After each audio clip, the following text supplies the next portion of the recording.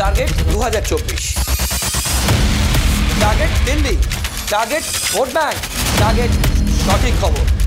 লোকসভা নির্বাচন যত এগিয়ে আসছে, জেলায় জেলায় বাড়ছে তত ভোটের উত্তাপ। যে 42টা আসন আছে সেখানেও কিন্তু লড়াই যেমন শেয়ানে সামনে। টার্গেট সঠিক তথ্য।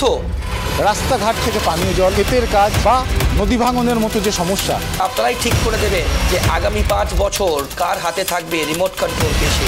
টার্গেট ভোটের খবর, টার্গেট পশ্চিমবঙ্গ।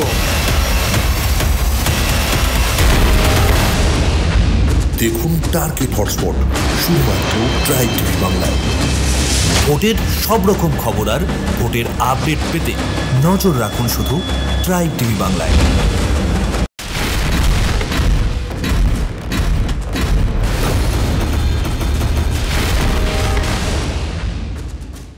নমস্কার, আপনারা দেখছেন ট্রাইব টিভি বাংলা। আপনাদের সঙ্গে আমি, আমার নাম শান্তনু এবং টার্গেট হটস্পট আমাদের আজকের পর্ব আমরা শুরু করছি।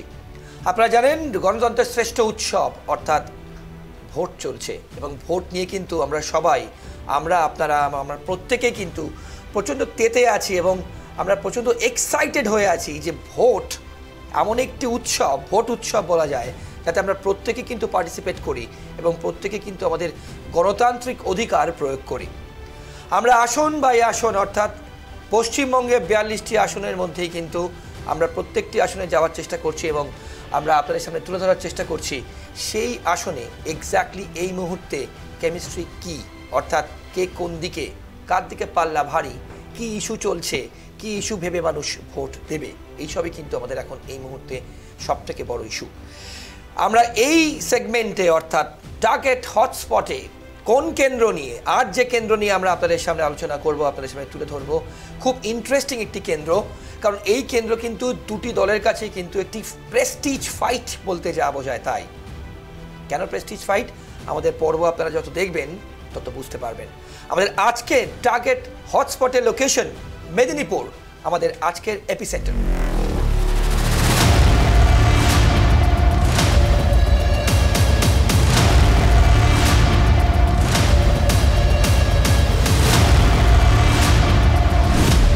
পশ্চিমবঙ্গের 42টি লোকসভা কেন্দ্রের মধ্যে অন্যতম গুরুত্বপূর্ণ মেদিনীপুর লোকসভা কেন্দ্র।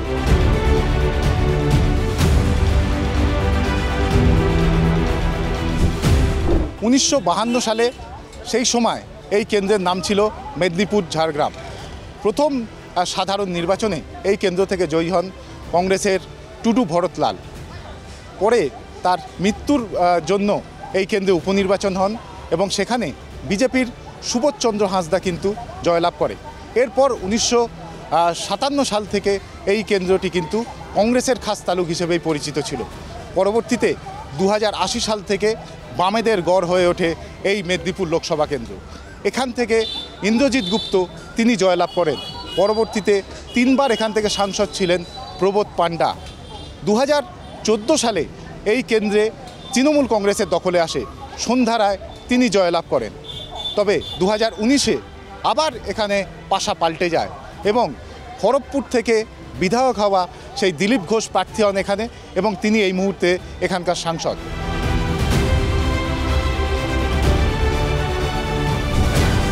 টার্গেট হটস্পটে আমাদের আজকের এপিসোডের এপিসেন্টার মেদিনীপুর। আগেই বলেছি আপনাদেরকে যে মেদিনীপুর আসন কিন্তু এবার প্রেস্টিজ ফাইট, তৃণমূল কংগ্রেস এবং বিজেপির কাছে প্রেস্টিজ ফাইট।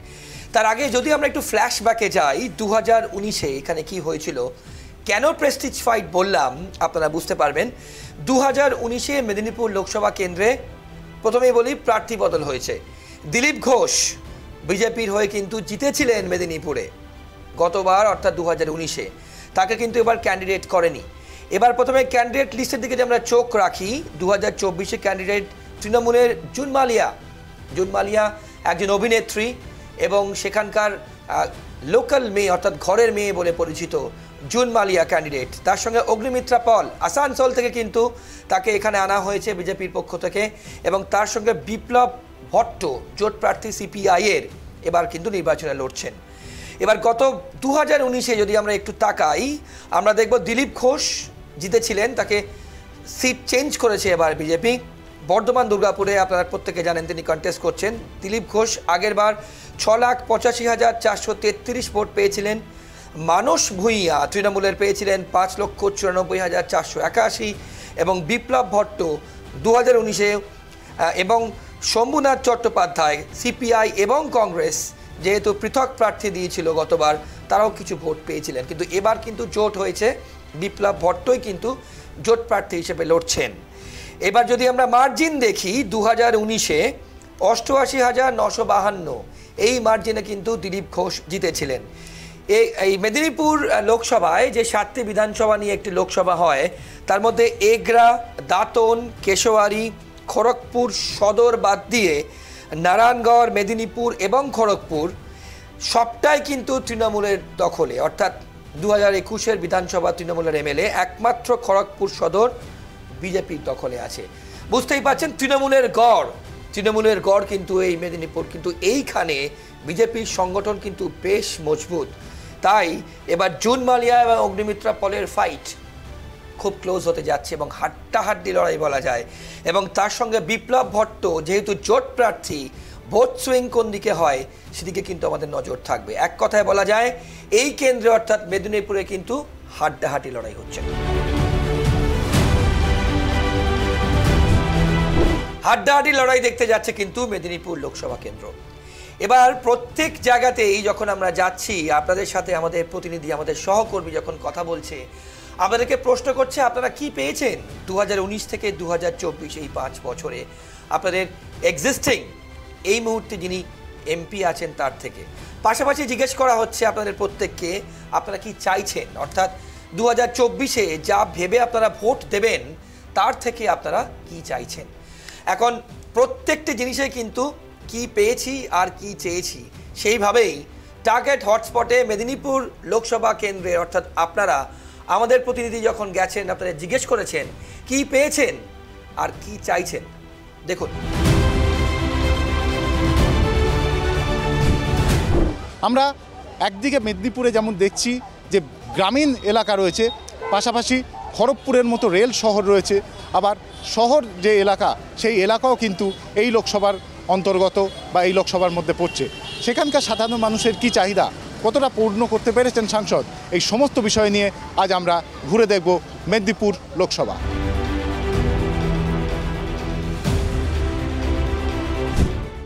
না, নিজেরা সরকারি কোনো এখানে কোনো নেই। থাকলে এটা চাষের পক্ষে যদি কিছু সরকারি যদি কিছু মেলতেন তাহলে কিছুটা ভালো থাকতো। না, আমার স্বাস্থ্যসাথী কার্ড আছে। হ্যাঁ, লক্ষ্মী ভাণ্ডারটা পায়। আমাদের যে এখানে বিজেপির কিছু হয়, কোনো সমস্যা নেই, মোটামুটি সার্বিক কাজ সুন্দরভাবে হচ্ছে, কোনো সমস্যা যেরকম কিছু সমস্যা নেই। এমনিতেই প্রভূত গ্রামের উন্নয়ন হচ্ছে, আপনার চোখের সামনেই দেখতে পেলেন একটা রাস্তা হচ্ছে। গ্রামবাসীর দীর্ঘদিনের আবেদন ছিল, লাস্ট 1 বছর ধরে কাজটা হচ্ছে। আমরা 5 বছর ধরে খুব কষ্টের মধ্যে ছিলাম, লাস্ট 1 বছর ধরে কাজটা হচ্ছে এবং শেষের মাথায় এই কাজটা। গ্রামের ভিতরেও প্রভূত উন্নয়ন হচ্ছে, গ্রামবাসী সবাই শান্তিতে আছে, কোনো সমস্যা নেই। কিন্তু আমাদের একটা দাবি ছিল বিগত যে বিজয়ী এমপি ছিলেন দিলীপ ঘোষ মহাশয়, ওনার কাছে আমাদের গ্রামবাসীর তরফ থেকে একটা আবেদন ছিল গার্ডওয়াল করার জন্য, কিন্তু দুঃখের বিষয় আমরা গার্ডওয়ালটা করতে পারিনি, কিংবা উনি টাকা আমাদের স্যাংশন করেননি। আরও ড্রেনেজ সিস্টেমটা যদি ভালো হতো, মিউনিসিপ্যালিটি এলাকায় ভালো হতো। ড্রেনেজ সিস্টেমের জল এখনও যদি প্রচুর বৃষ্টি হয় জল দাঁড়িয়ে যায় চারদিকে, এবং আরও লাইট, রাস্তাঘাটে লাইটেরও খুব দরকার ছিল। এইগুলো হলে মোটামুটি মেদিনীপুর শহরটাও যায়। এবং সবচেয়ে বড় দরকার টোটোটাকে বন্ধ করা। আনঅথরাইজড টোটো এত মেদিনীপুরে যে চিন্তার বাইরে। শিক্ষাতে একটা বিরাট দুর্নীতি, হয়েছে শিক্ষাটা পুরোটা। এইটা একটা শুধু দুর্নীতি নয়, এইটা হচ্ছে সরকারের নিজস্ব দুর্নীতি। সরকার একবারে পরিকল্পনা করে দুর্নীতিটা করেছে, এটা সবাই জড়িত। এইখানে যে রাস্তাঘাট বা জলের যে ব্যবস্থা, জল নিকাশি কিছুই নেই ওখানে। রাস্তাঘাটও ভালো করে এখনও বাগানো হয়নি। নতুন বাড়ি হচ্ছে প্রচুর, কিন্তু তার ড্রেনেজ সিস্টেম কোনো রকমভাবেই কিছু হচ্ছে না, যার ফলে জলটা জমে যাচ্ছে প্রচুর বর্ষায়। এবং এমন অবস্থা হয়ে যাচ্ছে যে খুব বেশি জল হলে বাড়ির মধ্যে ঢুকে যাচ্ছে। হ্যাঁ, স্বাস্থ্যসাথী কার্ডও পেয়েছি, লক্ষ্মীর ভাণ্ডারও পাই। রাস্তাঘাটটা হলে ভালোই হয়, কারণ আমাদের এই রাস্তাটা খুব খারাপ, স্টেশন রাস্তাটা। হ্যাঁ, লক্ষ্মী ভাণ্ডারটা পাই। হ্যাঁ, স্বাস্থ্যসাথী কার্ড আছে, কিন্তু আমরা ইউজ করিনি একদিনও। কার্ডটা করা হয়েছে না আছে, কিন্তু কোনোদিন ইউজ করিনি, লাগেওনি কাজে। আর কন্যাশ্রী বলতে মেয়ে তো এই মাধ্যমিক দিয়েছে, 11 উঠলো, স্কুল থেকে যেটা পায় 1000 টাকা করে। হ্যাঁ, আমি মেদিনীপুরের বাসিন্দা। আমি বাইরে থাকতাম 20 বছর ধরে, ওখানে মহারাষ্ট্রের মধ্যে বম্বে শহরের মধ্যে আমি কাজ করতাম লেবারে। আমি এখানে এসেছি, এখানে এসে দেখলাম কি এখানকার বিকাশ কোনো হয়নি। রাস্তাঘাট, হ্যাঁ, জলের কোনো সংস্থা, এসব কোনো এখানে বিকাশ হয়নি। আর এখানে কারাপশন অনেক, এখানকার লাইন অর্ডারও ভালো নেই। হ্যাঁ, আমার এরকম সমস্যা হয়েছে। আমি যখন বাইরে ছিলাম, আমার বাবার নামে যে জমিন ছিল, আমার ভাইরা ডুপ্লিকেট পেপার তৈরি করে, ভোগাস দলিল তৈরি করে, হ্যাঁ, নিজের নামে রেকর্ড আর দলিলও তৈরি করে নিয়েছে। সাধারণ মানুষের সাথে কথা বলে যেটা দেখা গেল যে মেদিনীপুরের লোকসভায় কিন্তু একাধিক বিষয় রয়েছে, যে বিষয়ে তারা মনে করছেন যে পরিষেবা আরও বেশি এগিয়ে নিয়ে যাওয়া সম্ভব ছিল, যা হয়নি। টার্গেট হটস্পটে সময় হয়ে গেছে ছোট একটা বিরতি নেওয়ার। বিরতির পর আমাদের টার্গেট হটস্পটের পরবর্তী অংশ। কোথাও যাবেন না, সঙ্গে থাকুন।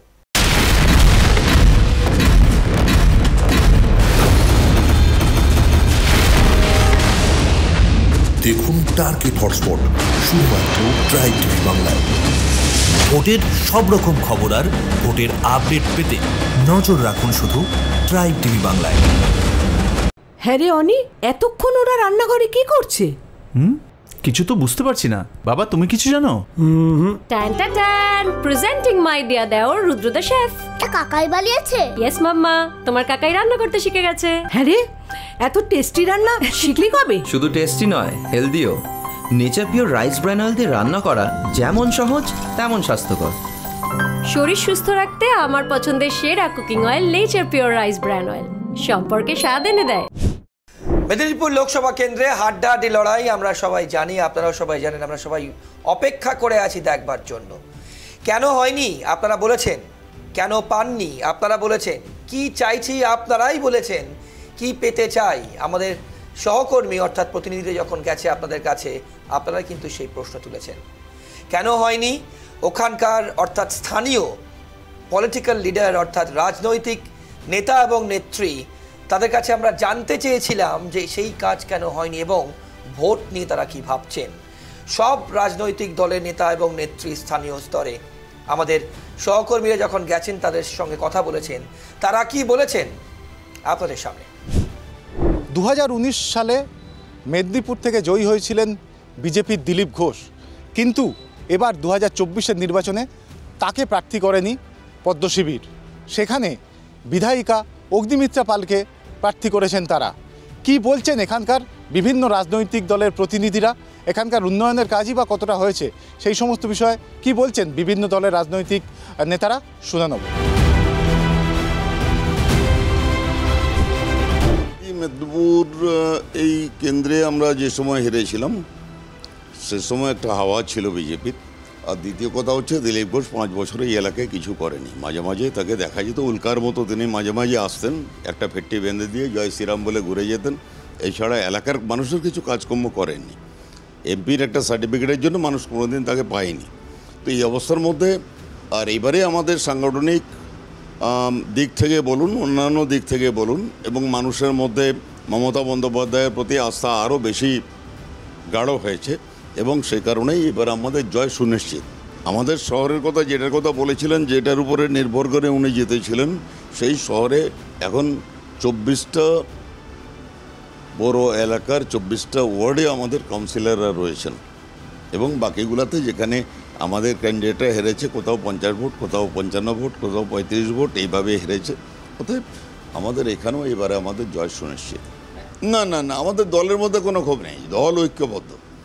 দল জুন মালিয়াকে জেতাবে, কারণ জুন মালিয়া এখন আমাদের ঘরের মেয়ে আপনি বলতে পারেন। কারণ মেদিনীপুর শহরে বিগত 3 বছর ধরে, প্রায় 3 বছরে যে কাজ তিনি করেছেন, এবং আজকের দিনে দাঁড়িয়ে মেদিনীপুর অ্যাসেম্বলি এলাকার সমস্ত মানুষ তাকে নিজেদের বাড়ির মেয়ে হিসাবে মেনে নিয়েছে এবং তার যে কাজ, তার যে চলাফেরা, মানুষের প্রতি তার যে মানুষের যে আস্থা তার প্রতি, সেটা অনেক বেশি বেড়ে গেছে। লড়াই তো সবসময়তেই কঠিন হয়, চ্যালেঞ্জিং হয়, কিন্তু মেদিনীপুরের মাটি, মেদিনীপুরের মানুষ আজকে মোদিজির পাশে রয়েছেন, আগেও ছিলেন, এখনও আছেন, আগামী দিনেও থাকবেন। আর দিলীপটা অনেক বড় মাপের নেতা, তাই এখানে তাকে মেদিনীপুরে রেস্ট্রিক্ট করে রাখার কোনো মানে হয় না। উনি দুর্গাপুরে গেছেন, সেখান থেকে উনি জিতবেন, এটা আমাদের দৃঢ় বিশ্বাস। এই যে মানুষকে দেখছেন, আজকে 45 ডিগ্রি টেম্পারেচার, আজকাল তো একটু ঠান্ডা হয়েছে বৃষ্টি পড়ার পর, 45 ডিগ্রি 46 ডিগ্রি টেম্পারেচার আমাদের বাংলার মায়েরা এবং মুসলিম মহিলারা তারা রাস্তায় দাঁড়িয়ে আছে ফুল বৃষ্টি করার জন্য, বাতাসা দেওয়ার জন্য, জল খাওয়ানোর জন্য, ডাব দেওয়ার জন্য। এটা মোদিজির প্রতি ভালোবাসা, আমি কেউ নই। এবং এটা দেখেই আমার দৃঢ় বিশ্বাস যে 200% আমরা জিতছি। মেদিনীপুর লোকসভা বামেদের দুর্জয় ঘাঁটি ছিল। 2011-র পরে বামেদের উপরে এত টর্চার হয়েছে, ঘর ভাঙা হয়েছে, লুট হয়েছে এবং তৃণমূলের যেভাবে অত্যাচার, গতবারে মানুষ তাদের উপর অসন্তুষ্ট হয়ে বিজেপিকে ভোট দিয়েছিলেন তৃণমূলকে আটকাতে। এবারে মানুষ আবার বামেতে ফিরে আসছে, যেখানে তৃণমূলের থেকেও ভয়ঙ্কর বিজেপি।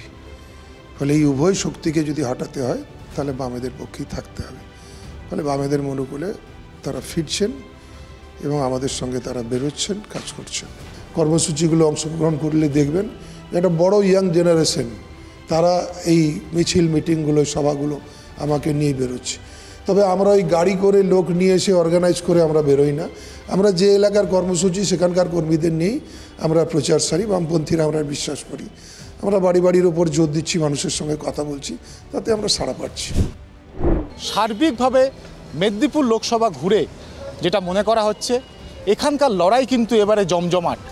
একদিকে যেমন দিলীপ ঘোষ ছাড়া নতুন প্রার্থী অগ্নিমিত্রা পালকে দিয়ে বিজেপি এই কেন্দ্রে তাদের যে প্রেস্টিজ ফাইট, সেই প্রেস্টিজ ফাইট জিততে পারে কিনা সেটা যেমন দেখার, পাশাপাশি তৃণমূল কংগ্রেস তাদের এই কেন্দ্র পুনরুদ্ধার করতে পারে কিনা তার দিকেও কিন্তু নজর থাকছে।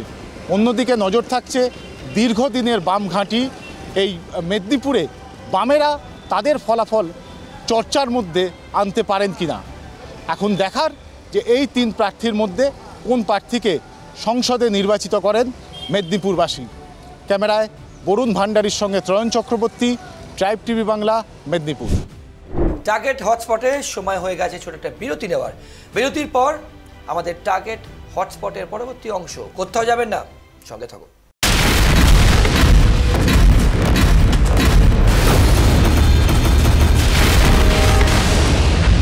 দেখুন টার্গেট হটস্পট শুধুমাত্র ট্রাইব টিভি বাংলায়। ভোটের সব রকম খবর আর ভোটের আপডেট পেতে নজর রাখুন শুধু ট্রাইব টিভি বাংলায়। বলবো বুঝতে পারছি না, আমার কোনো কিছুই ওর ভালো লাগছে না। কি রান্নাও nature pure -17 cholesterol free rice bran oil দ্রুত আপনার খারাপ কোলেস্টেরল দূর করে।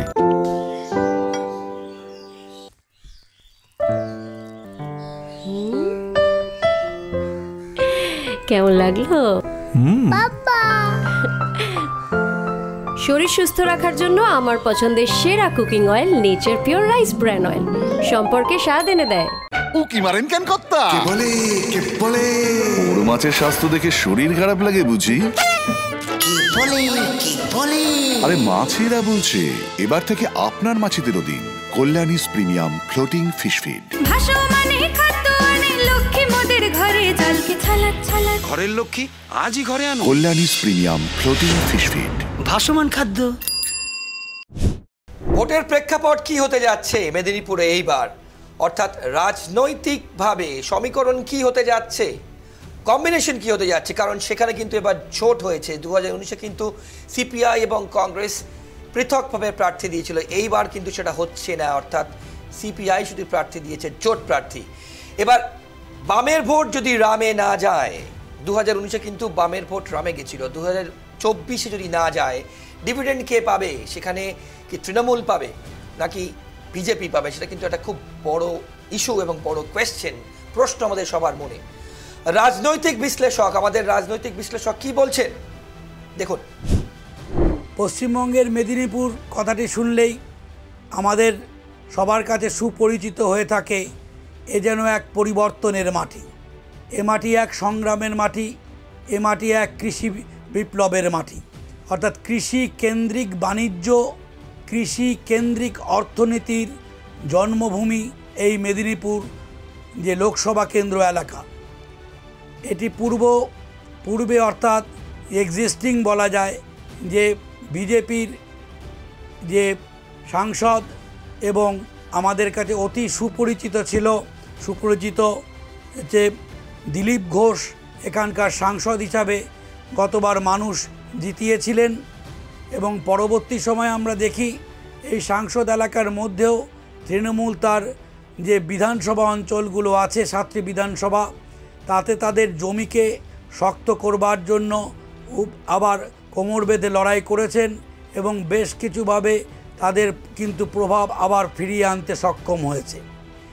এখন এই লোকসভা কেন্দ্রের প্রাক্কালে আমরা যখন এই লোকসভা কেন্দ্র নিয়ে বিশ্লেষণ করছি তখন মনে রাখতে হবে একটা খতিয়ান থাকে যে পূর্বতন সাংসদ এখানে তার কি কর্তব্য পালন করেছেন, অর্থাৎ দলমত নির্বিশেষে যে পটভূমি তৈরি হয় তাতে দেখা যায় যে সাংসদ হিসাবে তার যে উন্নয়ন খাতে তিনি যে পারফরমেন্স করেছে তা কিন্তু ফেলে দেওয়ার নয় এবং বিভিন্ন দুর্যোগের সময় তার উপস্থিতির কথা সাধারণ মানুষও মেনে নিয়েছেন। পশ্চিমবঙ্গ সরকার অর্থাৎ শাসক তৃণমূলের যে বিভিন্ন নারী প্রকল্পগুলো অর্থাৎ যে বিভিন্ন নারী পরিকল্পনার নারী উন্নয়নের যে পরিকল্পনাগুলো নেওয়া হয়েছে তার মধ্য দিয়ে তারা যে প্রত্যক্ষভাবে বেনিফিটগুলো পেতে চলেছে সেগুলো ভোটারদের নিশ্চয়ই আকর্ষণীয় হিসাবে ভোট বাক্সে শাসক তৃণমূলকে ডিভিডেন্ড দেবে এ বিষয়ে কোনো সন্দেহ নেই। এবং একই সঙ্গে দেখা যায় যেখানে পাখির চোখ হিসাবে প্রায় 57% মহিলা ভোটারের যে ভোট বাক্সে তাদেরকে নিজেদের আঙিনায় টেনে আনার যে কৌশল শাসক তৃণমূল নিয়েছেন এক্ষেত্রেও এই লোকসভার কেন্দ্রের ক্ষেত্রেও তার ব্যতিক্রম হবে না। অর্থাৎ এখানে দাঁড়িয়ে বলা যায় একসঙ্গে দলিত ভোট এবং একসঙ্গে যে বলা হয় ডোল পলিটিক্স, আমি একসঙ্গে যেটা বলি অর্থাৎ যে ভোট নিয়ে আসার ক্ষেত্রে যেভাবে সরকার যে ভোট সমাজ কল্যাণের তরফ থেকে ভর্তুকি দিচ্ছে আখেরে তার নিরিখে যে ভোট হয় সেক্ষেত্রে শাসক তৃণমূল কি এই লোকসভা কেন্দ্র আবার পুনরুজ্জীবনে সক্ষম হবে এবং ইতিমধ্যেই তারা যে ক্যান্ডিডেট অর্থাৎ এই কেন্দ্রের প্রার্থী হিসাবে ঘোষণা করেছে তিনি চিত্র অভিনেত্রী, অর্থাৎ চিত্র অভিনেত্রীর ক্ষেত্রেও বলা যায় তার পরিচিতি লোকসভার ক্ষেত্রের কোনো মানুষের কাছে বাদ থাকবে না, কারণ তিনি নিজেই যে বলা যায় সিনেমা জগতের পরিচিত মুখ, তাই সেই পরিচিত মুখের খাতিরেই তার নিজস্ব একটা টিআরপি থাকে, অর্থাৎ তার ভোট কুড়িয়ে নেওয়ার ক্ষেত্রে একটা অ্যাডভান্টেজ নিয়েই বলা যায় তৃণমূল প্রার্থী অভিনেত্রী এখানে নামছেন। আর অন্যদিকে নিশ্চয়ই যে আসন আগে ছিলেন সাংসদ অর্থাৎ বিজেপিও আপ্রাণ চেষ্টা করে প্রধান বিরোধী হিসাবে বিজেপিও আপ্রাণ চেষ্টা করবে তার গড়কে তার লোকসভা আসনকে সুনিশ্চিতভাবে জয়যুক্ত করে। তাই এইভাবে দেখা যায় গ্রামীণ ক্ষেত্র হলেও আমি যে কথা দিয়ে শুরু করেছিলাম মেদিনীপুর বরাবরই বলা যায় পশ্চিমবঙ্গের যে গ্রামীণ ক্ষেত্রের মধ্যে অন্যতম চমকপ্রদ এলাকা, অর্থাৎ এখানে বারবার বিভিন্ন বরিষ্ঠ সাংসদদের উপস্থিতি যারা পরবর্তী সময় সংসদে গিয়ে দিল্লির বুকে তাদের নিজস্ব স্বতন্ত্রতাকে রাখতে সক্ষম হয়েছে তেমনি বলিষ্ঠ সাংসদদের এখানকার মানুষ পাঠিয়েছেন। তাই এবারের লড়াইয়ে গ্রামীণ পশ্চিমবঙ্গের অন্যতম চমকপ্রদ কেন্দ্র হিসাবে লোকসভা কেন্দ্র মেদিনীপুর আকর্ষণের জায়গা রাখবে বলে আমার বিশ্বাস। জুন মালিয়া নাকি অগ্নিমিত্রা পল নাকি বিপ্লব ভট্ট কোনো আপসেট অঘটন ঘটাবে, এদিকে কিন্তু সবাই অর্থাৎ গোটা বাংলা তাকিয়ে আছে মেদিনীপুরের দিকে। প্রেস্টিজ ফাইট আপনারা সবটাই দেখেছেন প্রথম থেকে শেষ পর্যন্ত, আপনাদের রিয়াকশন দেখেছেন, কি চেয়েছেন কি পাননি কি পেতে চান সবটা দেখেছেন, রাজনৈতিক বিশ্লেষকের বিশ্লেষণ শুনেছেন এবং সেখানকার ভোট চিত্র অর্থাৎ পিকচার কি ছবি কি উঠে আসছে সেটাও দেখেছেন। আমাদের সবার নজর থাকবে এটা দেখবার জন্য যে শেষ হাসি কে হাসবে, অর্থাৎ ঘরের মেয়ে স্থানীয় লোকাল মেয়ে জুন মালিয়া নাকি অগ্নিমিত্রা পল যাকে আসানসোল থেকে বিজেপি নিয়ে এসছে, অর্থাৎ মেদিনীপুরের টিকিট দিয়েছে, নাকি বিপ্লব ভট্ট জোট প্রার্থী বামের ভোট বামে নিয়েই কোনো অঘটন ঘটাবেন? এদিকে কিন্তু সবার নজর থাকবে এবং আমরা চাইবো মেদিনীপুরের এই আকর্ষণীয় লড়াই আমরা প্রত্যেকেই সাক্ষী থাকি। এইভাবেই আমরা কিন্তু বিভিন্ন আসনে, অর্থাৎ পশ্চিমবঙ্গে 42টি আসনের মধ্যে কিন্তু বিভিন্ন আসনে আমরা যাব টার্গেট হটস্পটে। সেখানকার মানুষজন, অর্থাৎ আপনারা কি বলছেন আমরা আপনাদের সামনে তুলে ধরবো এবং আপনাদের চাওয়া পাওয়া কি চাইছেন, কি পেতে চান সেটিও তুলে ধরবো এবং রাজনৈতিকভাবে কতটা তাৎপর্যপূর্ণ, কতটা গুরুত্বপূর্ণ সেই আসন সবটাই আপনাদের সামনে তুলে ধরবো এই অনুষ্ঠানের মাধ্যমে টার্গেট হটস্পট। টার্গেট হটস্পটের আজকের পর্ব আমরা এখানেই শেষ করছি। অন্যান্য সব খবরের জন্য আপনাদের চোখ থাকুক শুধুমাত্র ট্রাইব টিভি বাংলার পর্দায়, বাংলার আপন।